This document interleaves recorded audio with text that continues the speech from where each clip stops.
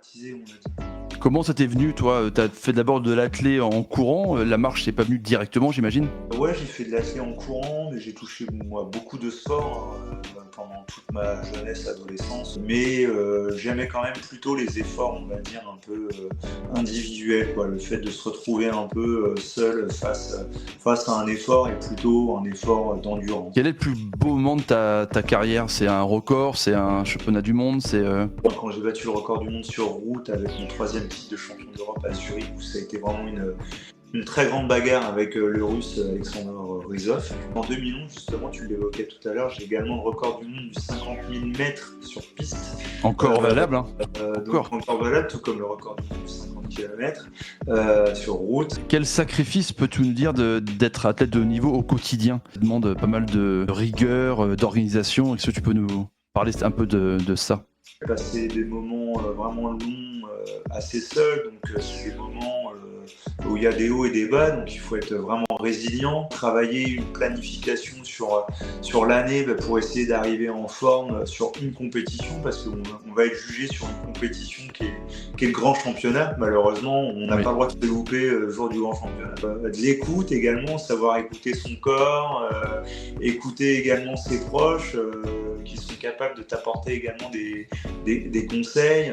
Tu parlais justement d'argent et de millions par rapport à certains prismes de sport co notamment. La reconversion des sportifs de haut niveau, toi, comment tu l'as vécu maintenant? Est-ce que tu as eu directement un métier après ta carrière, ou est-ce que tu as quand même un peu cherché et trouvé les bons interlocuteurs pour t'aiguiller? En tout cas, dans le marché du travail, j'ai commencé en fait quand j'ai décidé déjà de faire du haut niveau, j'étais emploi jeune, donc au sein de mon club d'athlétisme à Reims, à l'EFSRA. Donc je travaillais à temps plein et j'arrivais à peu près à adapter mes horaires pour pouvoir également m'entraîner et puis continuer à travailler. Puis au fur et à mesure du temps, mon niveau a augmenté également et donc il a fallu, on va dire que je pouvais plus occuper mon emploi à temps plein, donc quelqu'un m'a remplacé au club et je travaillais donc au sein de la Poste. J'étais ambassadeur de la santé au travail, la qualité de vie au travail et du bien-être au travail, donc auprès des facteurs.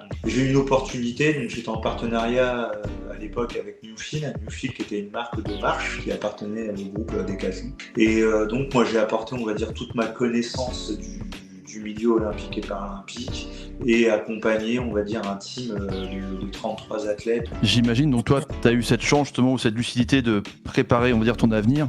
Et comment t'expliques justement qu'il y a autant de sportifs qui arrêtent leur carrière et qui trouvent rien? Qu'est-ce qui manque pour toi, à part la transmission des grands champions, évidemment, comme toi ou d'autres, mais qu'est-ce qui manque vraiment?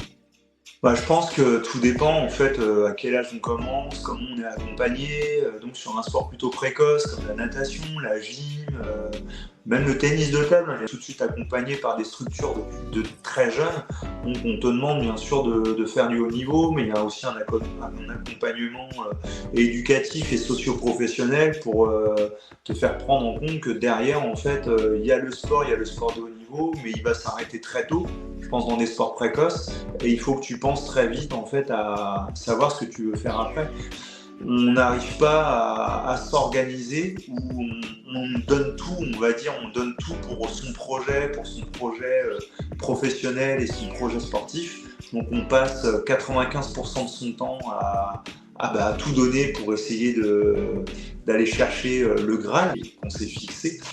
Alors il y a des entreprises qui sont bien sûr là pour nous accompagner, comme je pense EDF, qui est une entreprise qui a toujours accompagné les athlètes depuis très longtemps.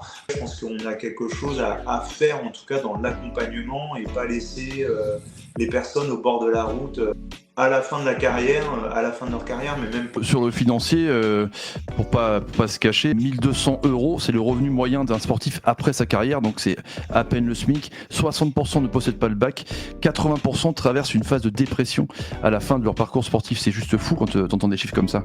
J'ai eu un peu plus de chance, parce que je pense que vraiment je me suis bien pris en amont. Complètement, bien sûr, on donne pas la priorité à nos études, on donne plutôt la priorité à notre sport. Robert Pires, le footballeur, parlait de petite mort, lui.